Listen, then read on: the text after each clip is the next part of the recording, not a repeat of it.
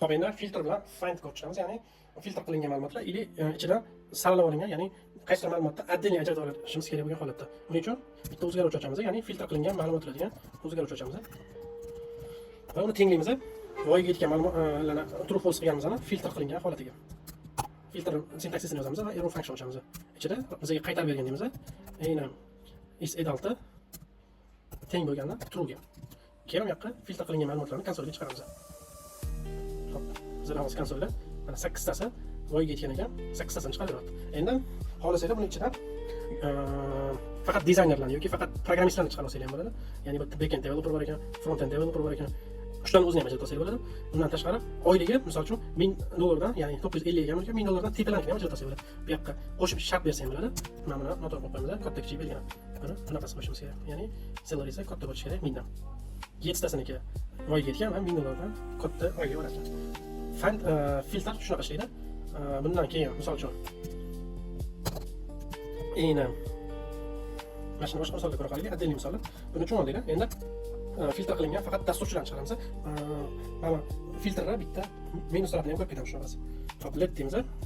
Dev data deymiz, ya'ni developer data deymiz. Endi mana filtr qilinganlardan yana bitta filtr qilamiz. Sintaksini yozamiz. Hop, return deymiz, bizga qaytargan. Endi job teng bo'lganini. Hop, misol uchun bizda front-end developer bor ekan. Misol uchun developer deb qidirib ko'ramiz birinchi. Mana shuni kopiya qilib yoqib qo'yaylik. Mana buni chop tashlaymiz. Mana mana bitta kamchiligini ko'ramiz hozir filtrlar.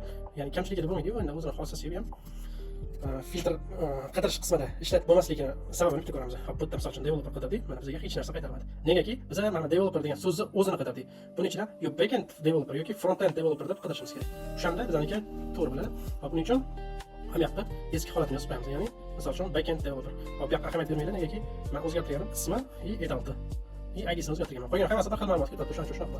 Hop, misol uchun mana yozib qo'ysak, bizga endi ikkita dona chiqarib berdi. Negaki bizning ma'lumotlarimiz ichida ikkita dona backend dasturchi bor ekan. Kamchilik bo'lmaydi, lekin filtr qismida ishlatib bo'lmasligining sababi so'zini точка vergulgacha bir xil yozsangiz, bu filtrlar bera olmaydi. Ya'ni foydalanuvchi xato qilishi mumkin, mahsulot qidirayotganda. O'shani ham hisobini olib, filtr ishlatilmaydi. Filtr faqatgina aniq bitta ma'lumotni ajratib olish uchun ishlatiladi. Misol uchun oylarimi, oylasizmi? Misol uchun true false yoki aynan oyligim hammachidan baland bo'lsa yoki aynan mana shu so'z ichida ya'ni propertylarning ichida aynan mana shu qiymat bo'lsin deb qidiradigan bo'lsa, chiqishi mumkin. Misol uchun shaharning ichida city deylik. Aynan misol uchun Samarqandga teng bo'lgan, ya'ni Samarqandda nima qiladigan Samarqandlik yuzerlarimizni ajratib olish uchun city Samarqand degan bo'lsa, ikkita dona Samarqandlik yuzerlarimiz chiqib kelyapti. Filtr mana shunaqa maqsadda ishlatiladi, ya'ni ma'lumot ichidan qaysidirlarni saralab olish uchun ishlatiladi. Hop, endi find ga keladigan bo'lsak, misol uchun biz qidirmoqchimiz, mana shu 10 ta ma'lumot ichidan hop, Azizani, nima Aziza bo'lgan insonni qidirmoqchimiz. Endi bu yoqqa Aziza dev deb data deb yana bitta shuni data emas, user deylik, user Aziza deylik. User Aziza degan userni emailni olmoqchimiz. Uning uchun userga eng katta ma'lumotimizga beramiz. Negaki faqat biz Aziza degan userlarni olmoqchimiz. Azizani find deymiz. Deymiz. Sintaksisi mana xuddi shunaqa yoziladi.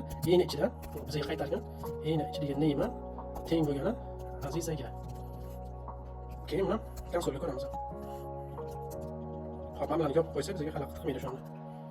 Undefined variable negaki biz katta harfga kelganmi, biz kichkina harfga yozib qo'ydik. Bu yerda bitta metod ishlatib ketishimiz kerak, ya'ni to lower case degan.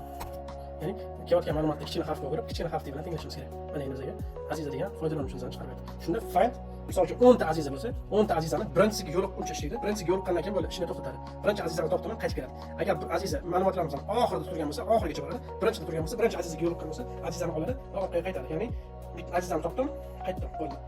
Keyingiroq o'tib, misol uchun 10 ta Azizani topib beradigan bo'lsangiz, find metodidan foydalanmaganligini ma'qul. U bilan ishlanib qolmaysiz. Uning uchun filtr bilan qilishingiz kerak bo'ladi.